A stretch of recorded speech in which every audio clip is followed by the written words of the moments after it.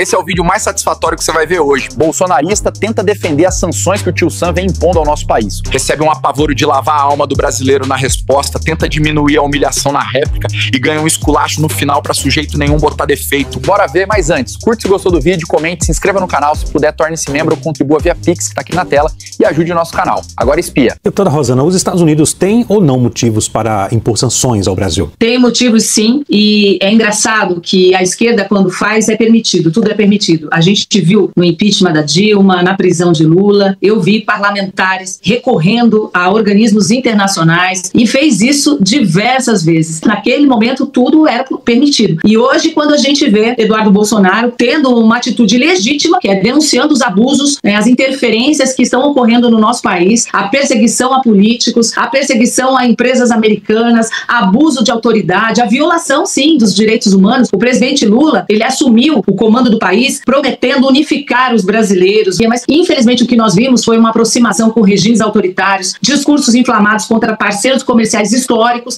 um dos maiores parceiros individuais do Brasil é os Estados Unidos, e que acabou tendo essa medida punitiva diretamente nas nossas exportações. Mas isso não veio do nada, e isso não vai ter investimento em propaganda que vai conseguir tirar isso. O brasileiro está sentindo isso. Deputado Mário, os Estados Unidos têm ou não motivos para impor sanções ao Brasil? Os Estados Unidos, quando querem alguma coisa, eles não precisam de motivo. Eles mentem com o próprio país, eles mentem entre eles levam seus cidadãos para as guerras, para tomar petróleo, para defender as empresas nacionais, eles matam seus próprios jovens nessas guerras que eles promovem exatamente por dinheiro. Os Estados Unidos é um país que acostumou-se com o imperialismo e acha que todo mundo deve se comportar como seu lacaio. Isso não é admissível, e um país que tiver um pouco de hombridade não faz isso, não abaixa a cabeça e não cede a esse tipo de pressão. É muito interessante a gente observar num momento desse e aceitar como o país seja um país que não respeita os direitos humanos. Esse presidente dos Estados Unidos está agora fazendo uma intervenção na cidade de Washington para tirar mendigos de rua, chamando a Força Nacional, porque pobre não pode ficar sujando a rua. Esse cara não tem humanidade, e esse cara está usando esse monte de brasileiros, não são patriotas, desculpa a franqueza, deputada,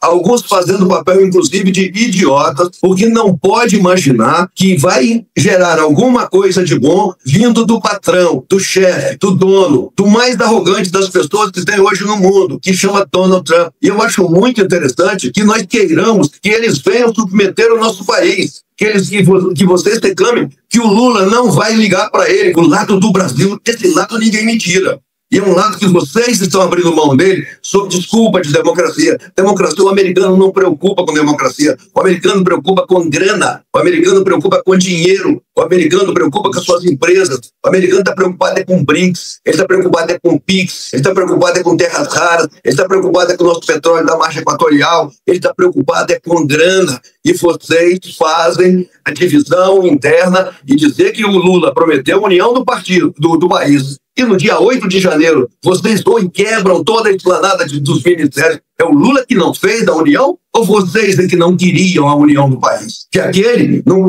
podem chamar de desarvorados, de loucos, outros falam que é golpista, não importa a adjetivação que vai dar para essas pessoas. Até porque muitos dali são boi de piranha. Muitos dali foram usados para estar dentro daquele sistema. Mas inocentes não são. Foram para lá fazer o que sabiam que estavam fazendo. E fizeram porque entendiam, porque ficaram na porta dos quartéis, não se acomodaram com a vitória eleitoral que foi submetido. Então, nesse momento, o que a gente tem que entender é que o Brasil tem que continuar unido sim, mas sem ser subserviente. E o papel que o PL tem feito, especialmente a família Bolsonaro, é um papel de lesa pátria, é um papel de deixar o Brasil de joelhos. E o Brasil não pode, não deve e não vai se ajoelhar. Vamos sofrer juntos, sim. Se precisar, soframos juntos, mas que a gente não abra as portas para uma invasão física e para uma apropriação indébita que esse país faz em todos. Se o vídeo acabasse aqui já estaria bom, não é, minha joia? Mas não, ela tentou rebater e a rajada que recebeu no final e de alegrar qualquer patriota de verdade. Bora ver. Eu não considero 58 milhões de brasileiros idiotas, porque eles não votaram em Lula, e nem 30 milhões de brasileiros que nem foram às urnas porque não votaram nem em Lula nem em Bolsonaro. São pessoas que pensam que não querem o governo do PT e, em vez disso, de unificar o país, como foi o primeiro discurso, inclusive, do presidente Lula, a todo momento ele mostra que ele não é presidente de todos os brasileiros. Eu não sou a favor de vandalismo, de quebra-quebra, mas o senhor acredita que as penas são corretas? Uma mulher que escreve de batom numa estátua, ela tem que ficar 17 anos presa?